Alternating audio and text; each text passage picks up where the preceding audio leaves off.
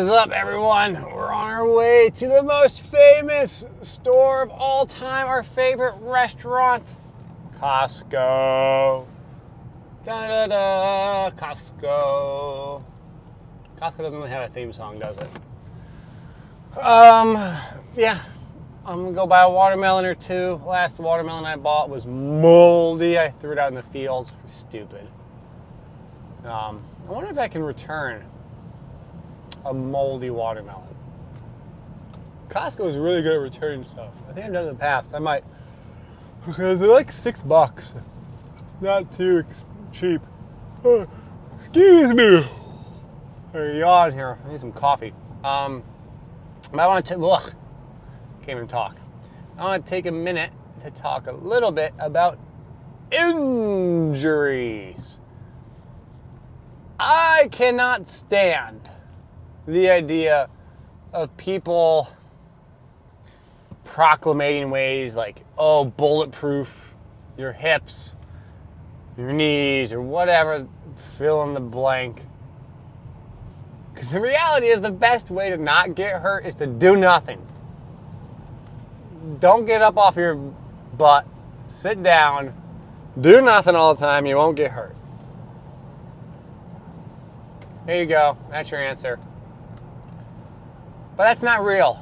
Like, people get hurt because you play sports, you do things. What you should be concerned about isn't always about avoiding an injury, because there's an infinitesimal number of injuries. Yeah, there are some that are more probabilistically an issue, and those ones you can somewhat, I say somewhat, loosely, maybe mitigate, reduce the likelihood of. Like if you never sprint, and you want to reduce the likelihood to strain your hamstring, then yeah, obviously sprinting is going to help. But it seems like a lot of times doing your sport at a higher intensity is just one of the better ways to mitigate injury, because you get exposed to the demands of your sport. And other like tendonitis and stuff, there's isometrics and things that can help. But what really matters is when you do get hurt, what you do next. No one talks about that. It's not cool anymore.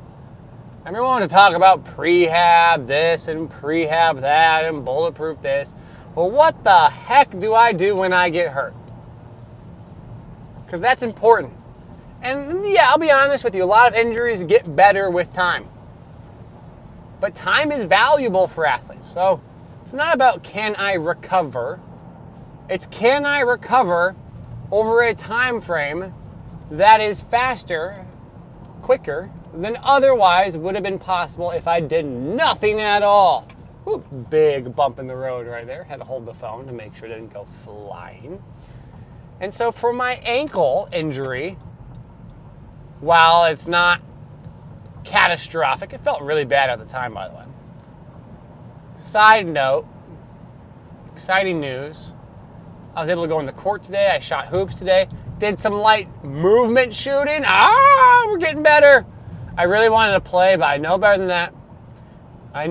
that. Don't do it, Max. Don't play yet. Wait. Did some dummy defense. Maybe Friday I'll be able to go live. Maybe a little bit tomorrow. We'll see. It's like semi-live stuff. But the question is, what do you do when you get hurt?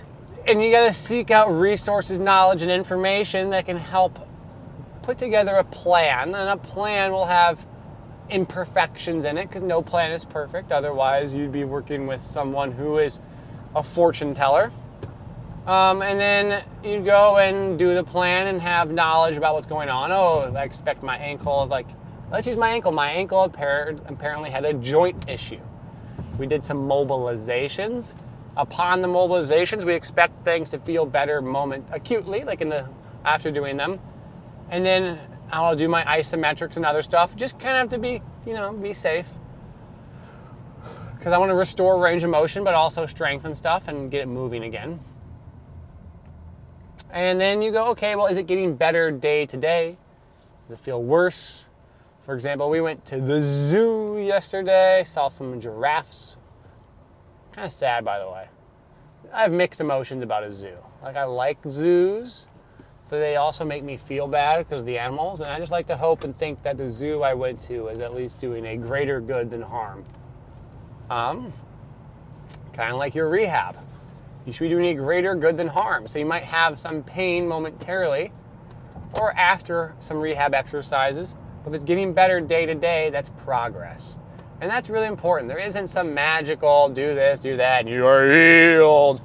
Well, I guess that's not how that works. So the best way to never get hurt is to never do anything.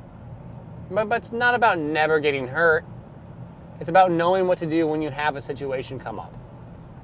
And that's what I really want to make sure people take away from this. And that's like 90% of training is knowing what to do when things don't go right. It's easy to do things when things go right. Things are easy when things are right. But when things go wrong, you got to figure out a plan. So injuries happen. All right, avoiding them isn't very reasonable. Obsessive prehab work isn't always the solution, because sometimes when you do get hurt, you're in rehab mode. Return to performance and play. Having patience with your injury, not rushing back too soon.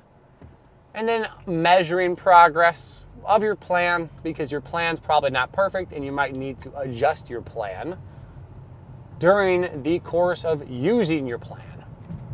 And if you know your ins and outs of the why of the plan, then you can adjust the plan as you go. So I'll leave it there for now. I just want to talk a little bit about some of the injury stuff and what happens. And I know people listening to this, you're real normal people like me who get hurt sometimes, because that's life. Don't avoid it. Find a way to get through it. All right, peace out, guys. I'm going to go to my favorite restaurant, Costco time. Woo!